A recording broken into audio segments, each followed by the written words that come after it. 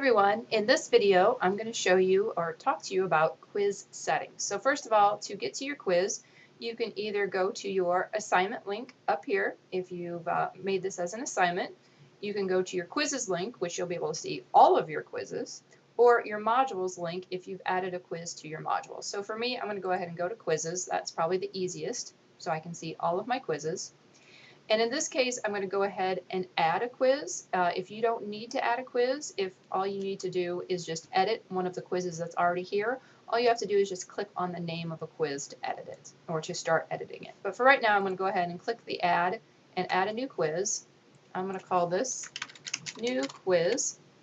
So the first setting that you'll look at right here are your quiz directions. It's really important to make sure you add quiz instructions. So this quiz will cover chapters 2 through 3, blah, blah, blah, add whatever else you need to. Here is the study guide. And remember, you can always add links to outside resources, links to other pages in Canvas if you want to remind the students to review things. I'm going to go ahead and click over here on images, or I'm not sorry, images files, and under course files, you could also upload a new file, but I'm just going to go ahead and add that there. But it's really important, anything that the students need to know before they take the quiz or exam, make sure you add it here. It just makes it easier for the student, and in the long run, it makes it easier for you.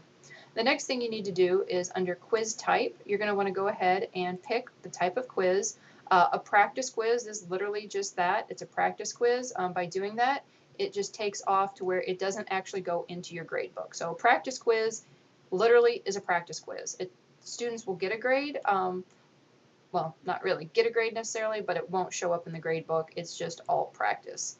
A graded quiz is which probably 99% of you will be using. You also have a graded survey. So maybe you want a survey, there's no right or wrong answers necessarily, you just want to know what the students think, but you want to give them points for doing it. That would be a graded survey. An ungraded survey would be, once again, you want to know what they think, not any right or wrong answers necessarily, but you don't want them to get a grade for it. But for this case, I'm going to do graded quiz because that's what most of you will be using this feature for.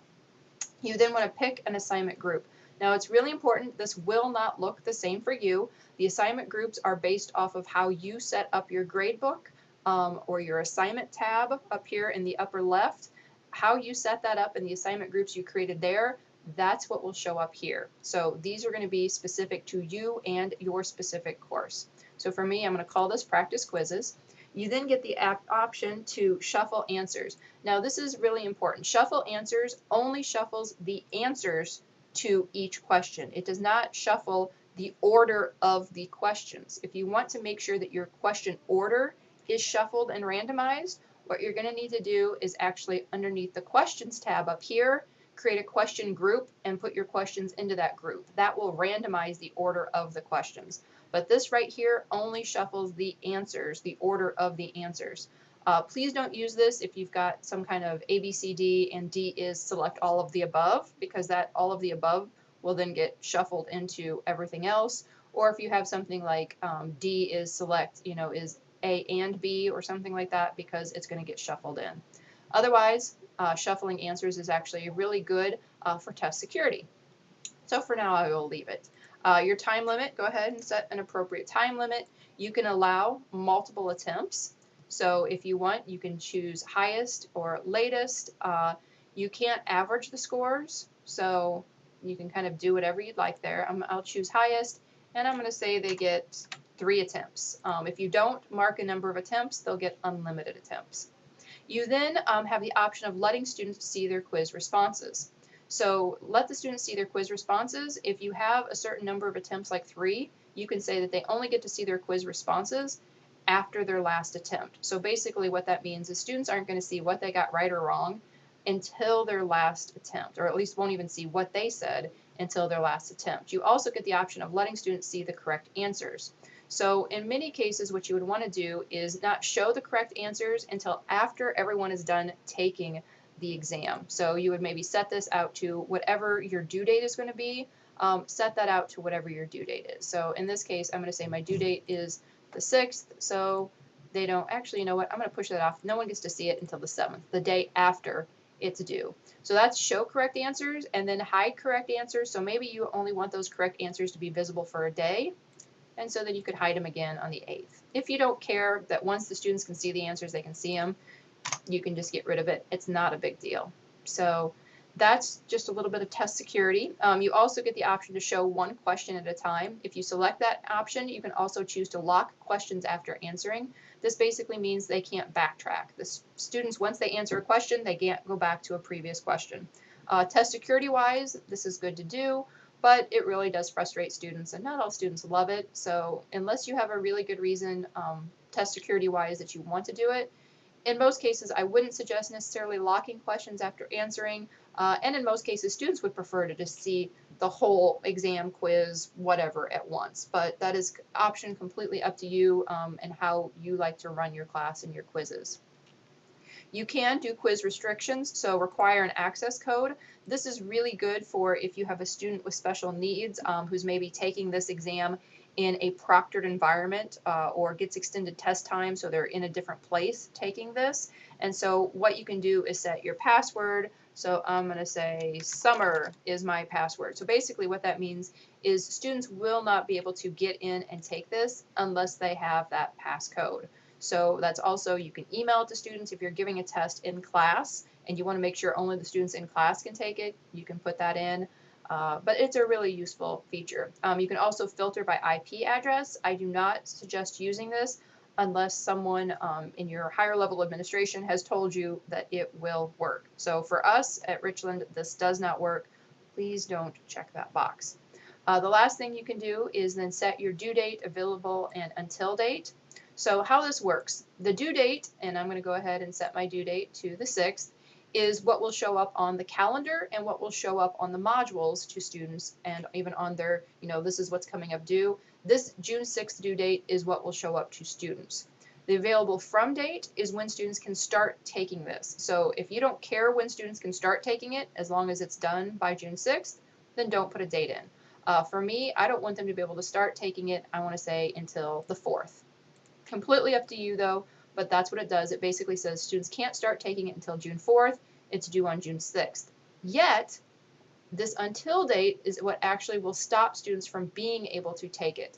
So the way that it's currently set up right now, students could still technically take the quiz after June 6th because this is open. Now what it would do in Canvas is actually show up as late, and so you could see when they actually took it and how late they were after that June 6th date.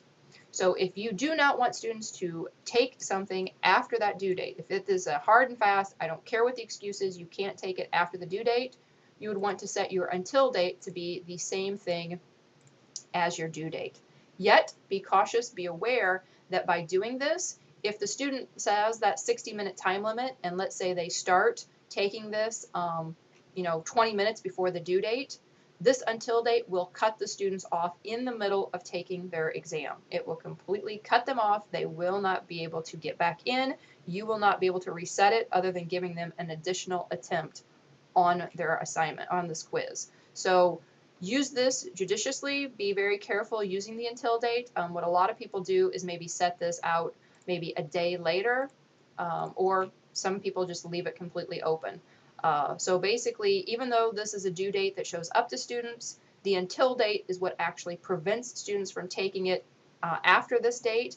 And also at this time, students will be completely cut off and things will be auto-submitted. So this is the only way for an auto-submit to happen, is with the until date. So this until date is kind of the auto-submit. Whether you have it done or not, it's getting submitted at that until date. So I know that could be a little confusing. We explain it more in test security, so if you have additional questions with that, see the section on test security a couple pages up, and it will kind of go into more detail on this. Also, if you've got multiple sections, so this course has 2 sections combined into one course, you can also set due dates by course section.